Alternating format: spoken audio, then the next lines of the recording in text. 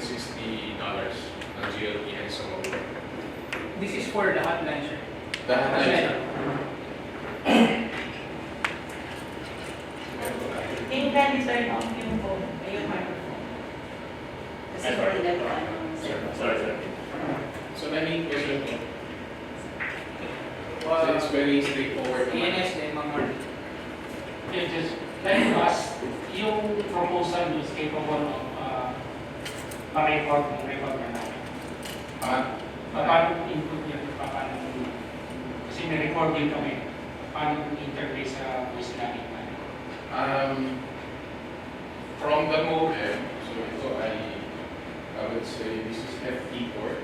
Tapos dito, papunta sa mga telephone, it's RJ11, yung sa ordinary telephone lines. So, paano po kayo sa console nyo? I could show you yung interface ports ni One Access 150.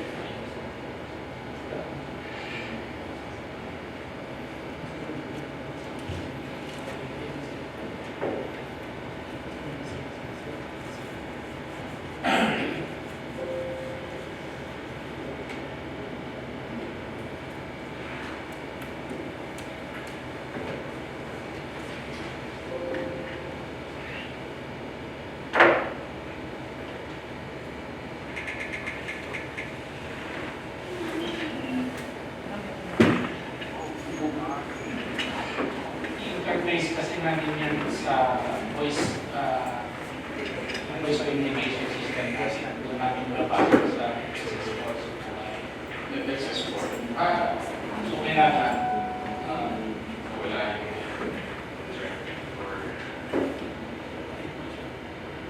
so FXS lang, RJ11, monitor console. To RJ11 yung PC interface. May electrical interface. Okay naman po sir. Walang pong ganun yung kaya si One Access. So isa lang naman yung minimum.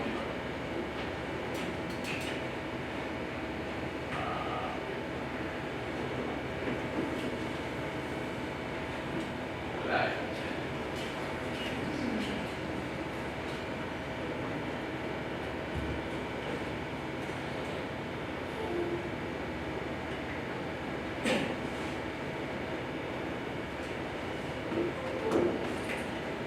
Ma'am Mark, question. Good afternoon po sa ating lahat. First, with your presentation, or should I say, magpa-background ano muna ako. You mentioned about Panglao-Mactan. The service you have provided sa Panglao-Mactan, hindi po namin nagagamit. I was there when we started operation. Ang nangyari po, in-input namin as speed dial. Hindi po siya hotline. It was an ordinary telephone line na ini-speed dial. Unfortunately ngayon, hindi na namin siya magamit kasi intermittent lagi siya. So what we are using right now in order to communicate with Mactan Approach is Visa, which is provided dito sa ATMC. So wala po yun. I was there when we started operating Panglao. I stayed there for a week. I came back a month after. Hindi po namin nagamit dito as a hotline. Hindi rin po siya, yung tinatanong po ni Engineer Gomez, hindi din po siya naka-hook para dun sa BLS. Kaya nung nagka-incident kami, hindi namin siya met parts. Hindi namin siya. This is Panglao Control Tower and Mactan Approach. You're supposed to provide a hotline between the two facilities. Unfortunately, hindi po talaga namin siya nagamit as a hotline. Right now, we're using VSOT na nandito nakakonect sa ATMC. Nandito po yung Mactan Approach. Nilipat sana namin yung line na nilagay niyo sa Mactan Tower. Hindi po namin siya nagagamit sa ngayon. That will be account, sir. Mr. Chair, sabi ng mismo Ang maganda sana kasi kung nasama sa namin yung install, practice tama yung explanation. Kasi may explanation din sila sir na parang nag-set up, ginagamit, hindi pa na-accept. I really don't know about the Yes, acceptance. Pero yun po yung ano doon. Because like this Sunday, where we're supposed to accomplish everything and deliver soundly on October 1. So, kagaya po nung Panglao, we were given a timeline. So, if you are saying right now, dahil hindi siya na-turn over, kaya hindi siya nagagamit, right now, defeated na po yung purpose kasi we're using visa to address the issue.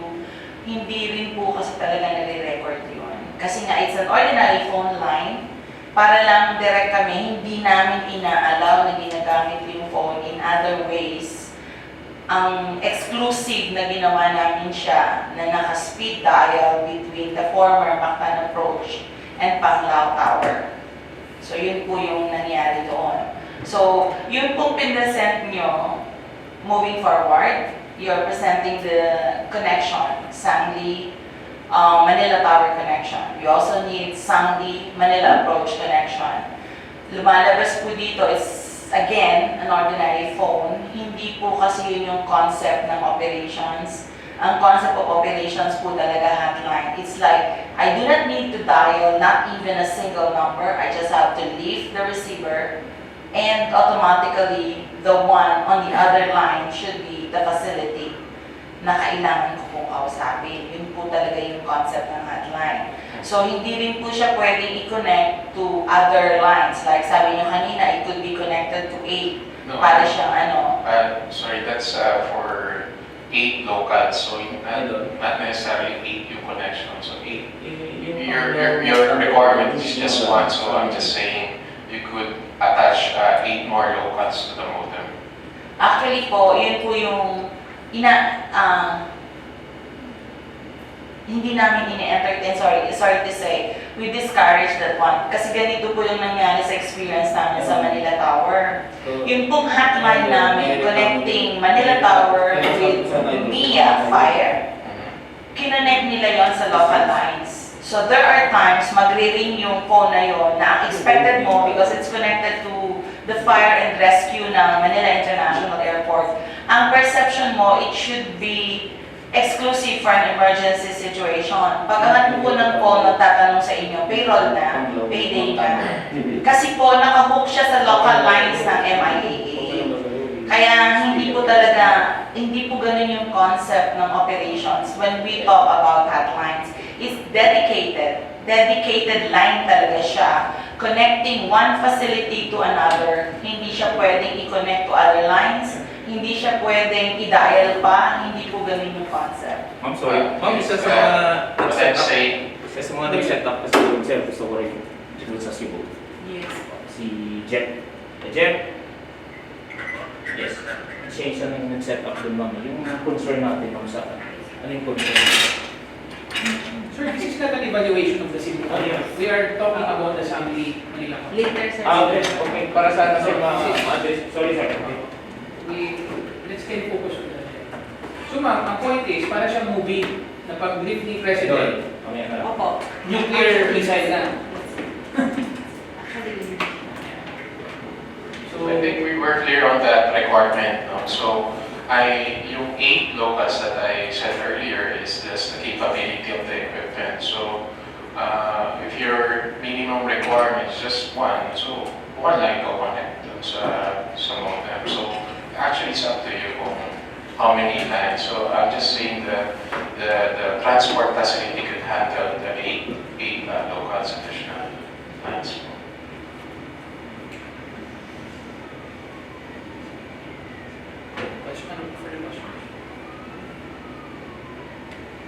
were the requirements of CAAP discussed with you prior to this meeting?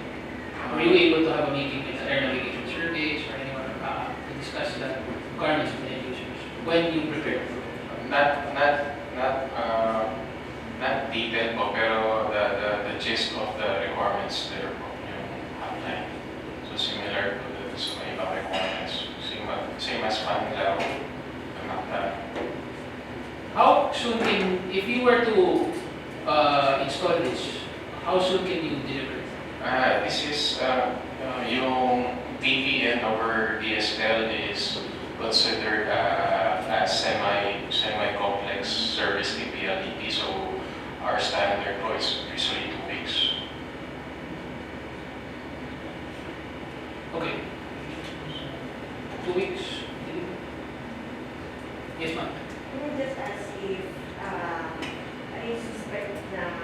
voice over IP. Yes po, that's an example po, assessment. So, would it be possible to get one for direct speech functionality? What's direct speech po? Just like what Ma'am Marlene is describing, they don't need to dial. Yes po, Even the machine doesn't need to be the one dialing, right? It's dialing. Opo, actually natin lang po yung handset, then this equipment, the one access 150, it acts as a PBX, pero it could be pre-programmed to transmit the call right away when the handset is What's the any requirement for the latency between data from ano and the call with the Kaya actually, ang requirement na is i-hotline, correct? Kasi yung offering ng BOIP, kaya tinatanong ko kanina, is your offer can be interfaced to our existing voice communication system. So this is the interfaces ng mga hand. So if your voice system would handle an interface handoff of fast internet, okay, maybe some via RJ11, 8 pixel, or maybe just a DR, and was maybe just a pixel. So yeah, I just need it. Kasi if we go into our DMDE network, yung DSO. Analog din sa Analog handset. hindi ang check yung tatawag. Kailangan din, hindi pa kaya yung program na telephone niya. It will be interfaced to our Also, sa your console. So the console is this RJ11. RJ11. So from this modem, to this console, RJ11. channel na kami, interfacing pasok namin sa channel na Yes po. RJ11 that's this console. The modem is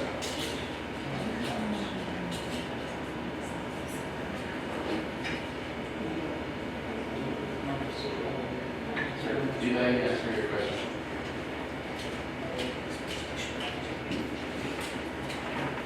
So, biyan kayo yung access for So, router, yes po. analog interface. Yes po. Yeah.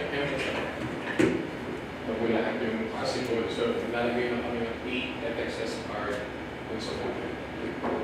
So, your console.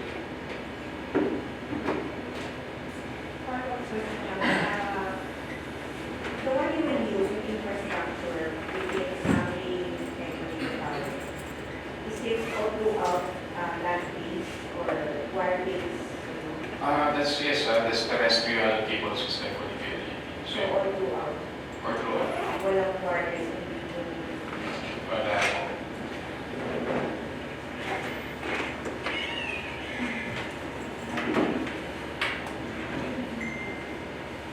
Can you present do you have the financial proposal for the hotline? Wala pa sir. I remember we already received a financial proposal. More on the guidelines ko sir yung proposal na binigay ko. Pero to find out with the support, kailangan pala ng ibang concept. So, any more comments? Okay, thank you Sir Glenn. Okay sir. PLDT for the proposal. Pero we have to resolve also the issue, operational issues nito. Pangalawa yung Mactan. Yes sir, sama ko sir yung mga taong tama para at least yung sagot nila sa susunod na rin. Kasi hindi rin ako pwede yung bigay. So with this, I hope you can talk to air navigation and air traffic on our requirements.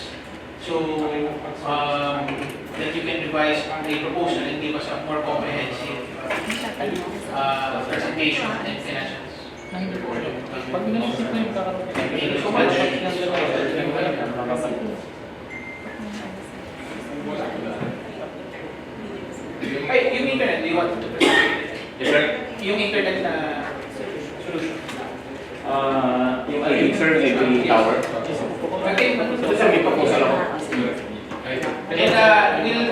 the I-8, the... Kasi ano po permanent na yung speaker niya. Kung nawala po ito. Alin ang Yung, kasi kung hindi na po.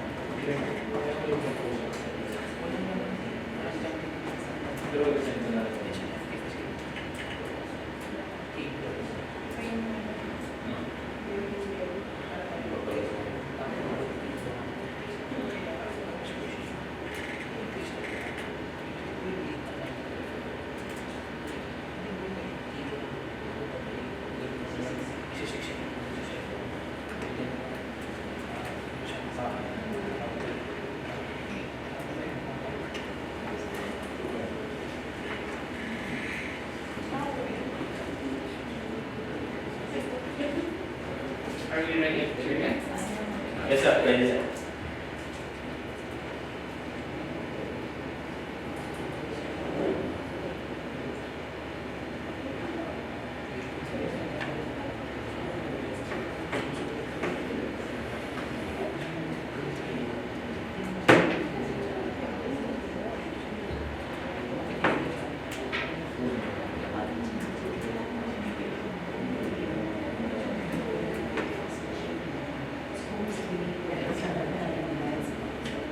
Wala akong live. Bibit-bitik ko pa po yung ibang wait. Sa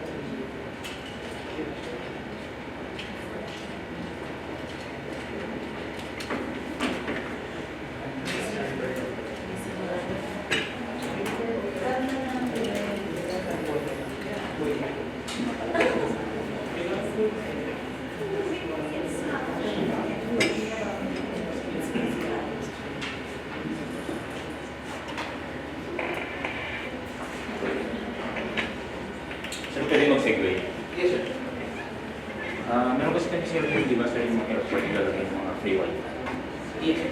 So every 30 minutes sir, di ba pinag-take away? Ngayon sir, si PLDT may na-operation ko rin.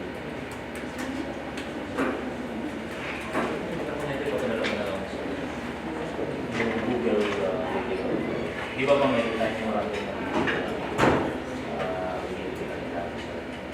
so ngayon, si PLDT, kasi maraming request na. So, ginawa nila ngayon, hindi na napuputol yung 30, tuloy-tuloy. So, kailangan namin natin marami.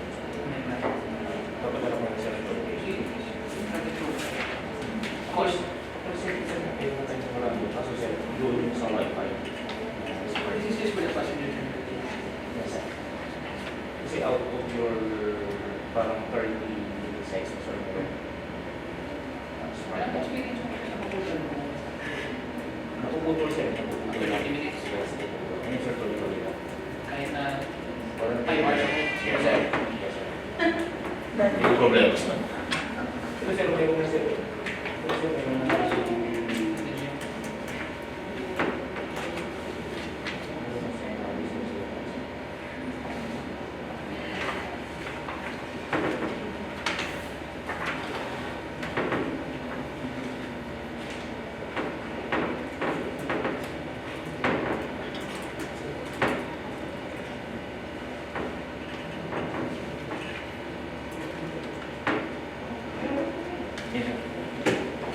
So gusto ko sana sa i-list natin sa mga effort ang gusto nyo siya lagyan natin. Ito ba tayo ng project? We have to a project.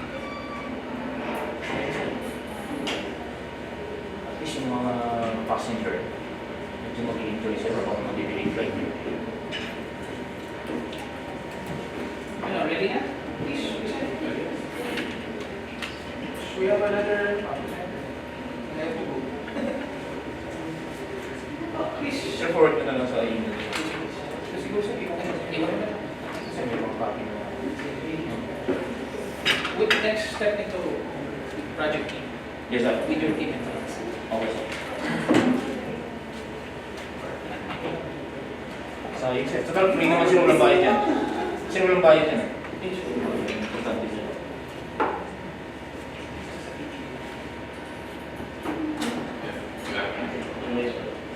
So let me discuss briefly yung direct internet access service ng PLDT. So this is our premium product ng IFE. So you're familiar with internet siguro with your DSL service sa bahay. So I get first in a way na it's a dedicated transport from your premise going to our internet gateway. So it differs from the DSL service in a way that the access facility is shared among other subscribers. That's for the DSL. So with iGate, it's a guaranteed bandwidth from your premise going to our internet gateway. So yung typical DSL is only has a reliability of 80%. So the bandwidth could vary depending on the time of the day, throughput that you're going to be receiving for your download and upload. Yung analogy ni sir yung iGate sa DSL. Yung DSL, isang highway, maraming kotse na dumadaan. Katulad ng iGate, ikaw lang ang dumadaan. Ikaw lang ang sarili ng kotse. Yung mga concept ng iGate sa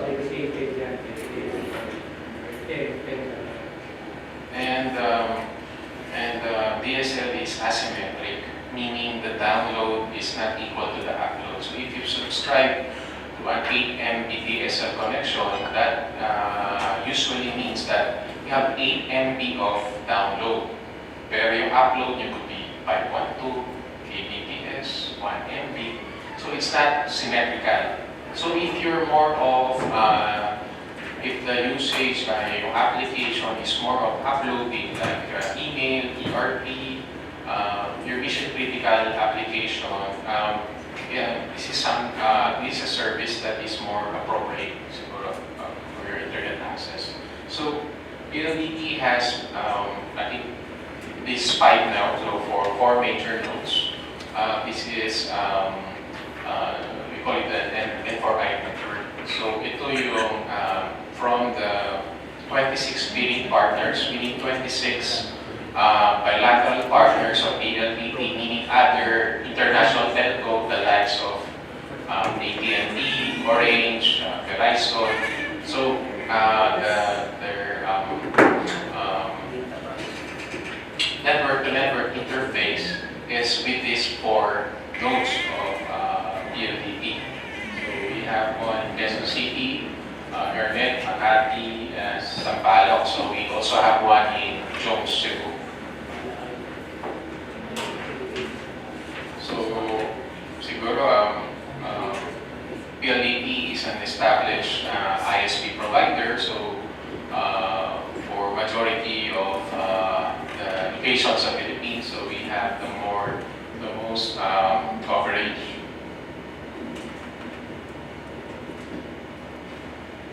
So built into the PLDT network is yung last mile redundancy.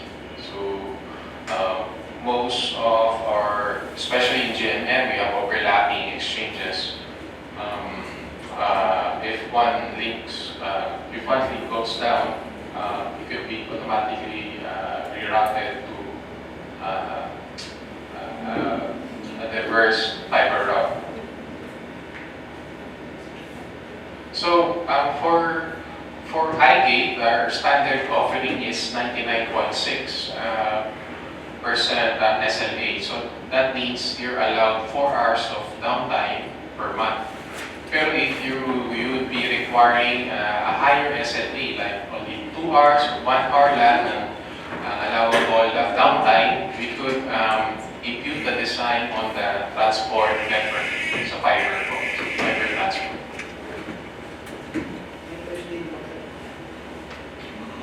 So I just...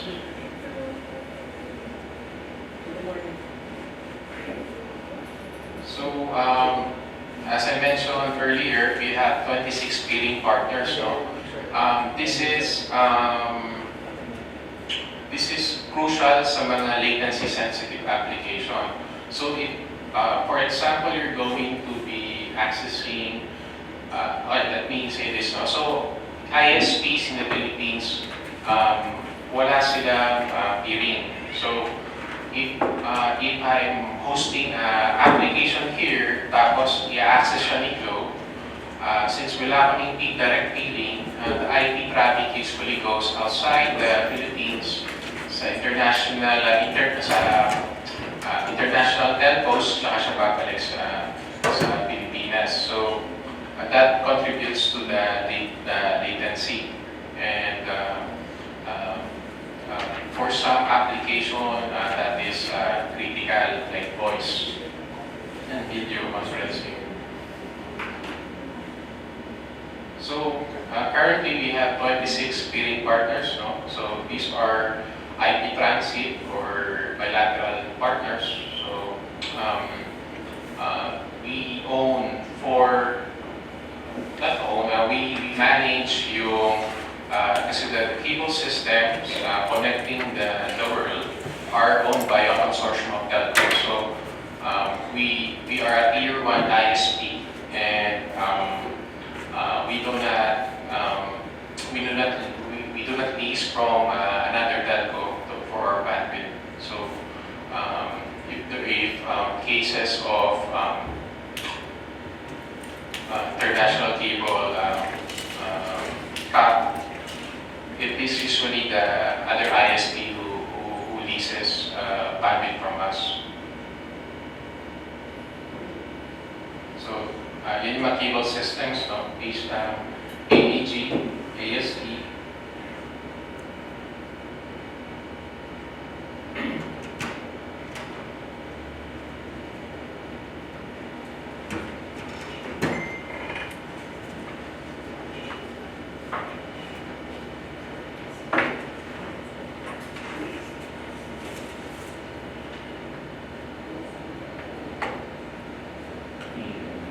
So these are our international partners. So yung bandwidth going to their international their internet gateway are fully owned bandwidth ni PLDT.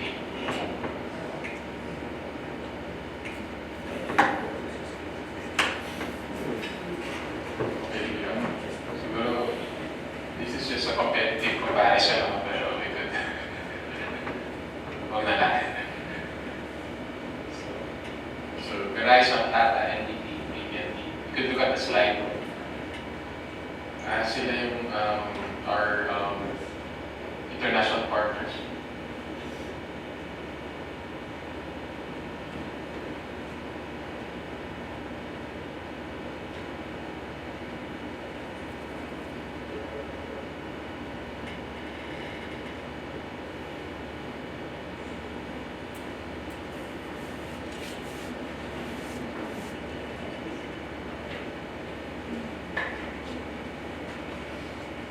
So, there are three variants na internet ng IG. So, we have the premium bandwidth, we have the BOD or bandwidth on demand, and we have the IG Lite. So, premium is yung standard. So, you're connected to 26 billion partners, and you have a fixed bandwidth. So, ang BOD, we could set a minimum bandwidth and we could throttle up that bandwidth to a certain threshold. So if you want a lower MRC or monthly recurring charge, we could set the baseline bandwidth. So 2 MB burstable to 10. So we could just average your utilization per month. So it's much if you don't know or you don't have a baseline